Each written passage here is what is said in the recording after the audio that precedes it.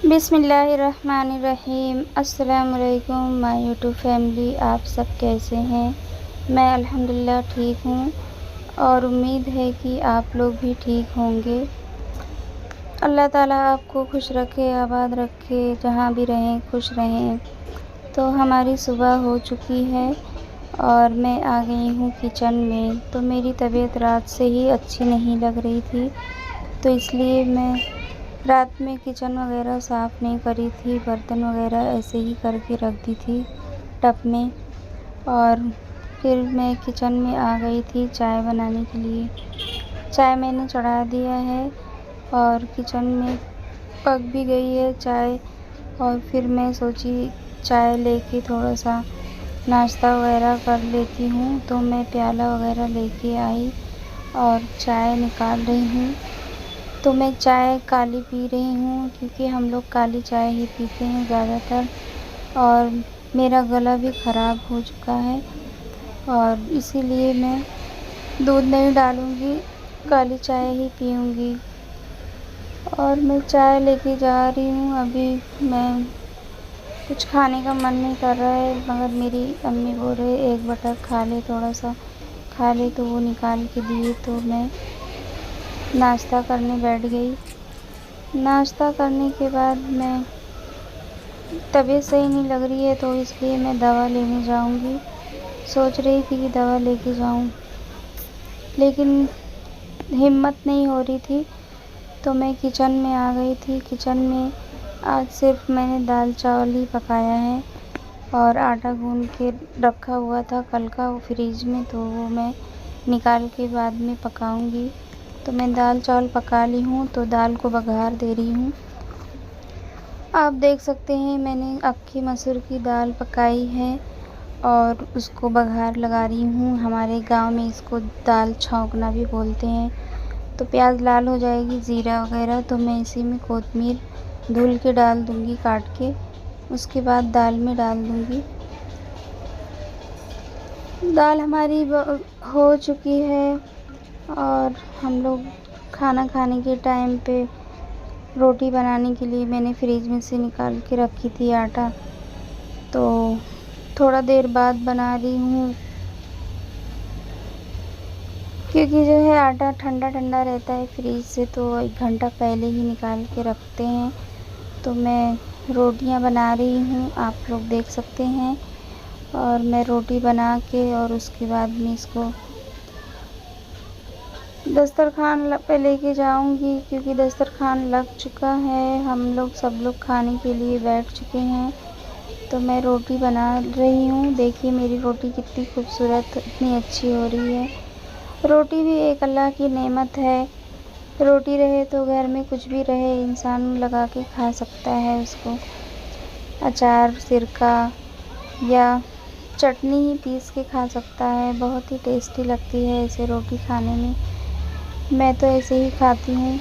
आज मेरा किचन सुबह से फैला हुआ है, सिर्फ हम लोग खाना ही बना रहे हैं। और मेरी छोटी बहन, इसको कपड़े वगैरह सिलना था, तो वो कपड़ा सिलने के लिए बैठ गई थी। तो मैं रोटियां बना रही हूँ। मेरी रोटी हो जाएगी, उसके बाद में हम लोग खाना वगैरह खा लेंगे। मेरी तबीयत भी ऐसे ही अचानक ख़राब हो जाती है, कभी कभी कुछ अच्छा ही नहीं लगता। वैसे भी मैं अपने बच्चों के पास से आई थी, तो इसलिए मेरा और भी काम में मन नहीं लग रहा था। और मेरे शौहर को कल 5 साल हो जाएगा इस दुनिया से गए हुए। और जब वो दिन याद आता है, वो दिन आता है, तो मुझे बहुत ही ख़राब लगता है और मेरी तबीयत बहुत ख़राब हो जाती है। और मैं उनको बहुत याद करती हूँ। माशाल्लाह वो बहुत ही अच्छे इंसान थे। अल्लाह ताला उनको जन्नतुल फिरदौस में जगह अता फरमाए। तो मेरी तबीयत ज़्यादा ख़राब हो रही थी, तो मैं दवा लेने के लिए घर से निकल गई। मैं सोची दवा लेकर आ जाती हूँ।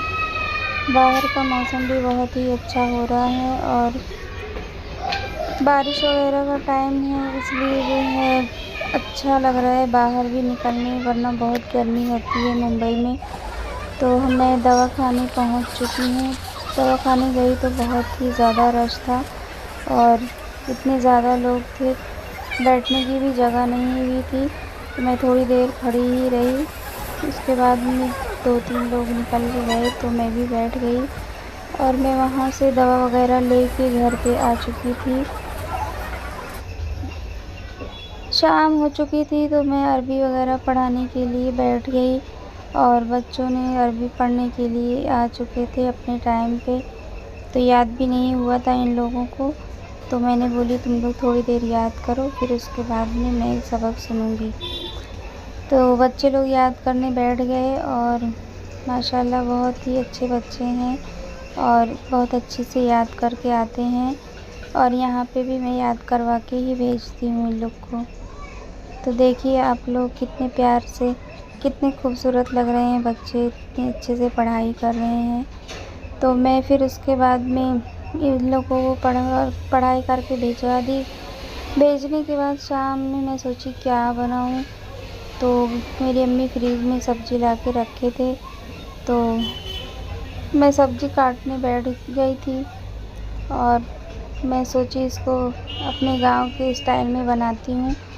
तो मेरे घर पे जो है ज़्यादातर गांव का ही खाना बनता है और सब्ज़ियाँ वगैरह तो एकदम बिल्कुल सादी ही बनती है और ऐसे ही बिल्कुल पतला पतला काट लेंगे। ये परवल है तो परवल को पहले ऊपर से छील के और उसको फिर धुल लेंगे। धुलने के बाद फिर ऐसे ही छोटा छोटा काटते जाएंगे और इसको काटने के बाद हम लोग इसके लिए प्याज भी चाहिए था, तो जितना ये परवल रहेगी उतना ही प्याज रहेगी। फिर मैंने जल्दी जल्दी प्याज वगैरह काटी, प्याज नहीं काटी थी, पहले परवल काट ली, फिर उसके बाद में इसको पतला पतला प्याज भी काट लेंगे। और ये सब्ज़ी बहुत ही स्वादिष्ट लगती है और आप लोग बनाएंगे ऐसे तो बहुत ही अच्छी लगेगी। और जितना ही परवल रहती है उसका आधा प्याज रहती है, तो दोनों जो है मिक्स करके और इसको बनाएंगे। तो चलिए हम चढ़ाते हैं। मेरी बहन भी आटा गूँथ चुकी थी तो मैंने ले जाके चढ़ा दिया है। तेल गरम हो चुका है तो हमने इसमें प्याज डाल दिया है। थोड़ा प्याज गरम हो जाएगा फिर उसके बाद में हम इसमें परवल डाल देंगे। ये हमारा गांव का स्टाइल है, हम लोग गांव में ऐसे ही पकाते थे।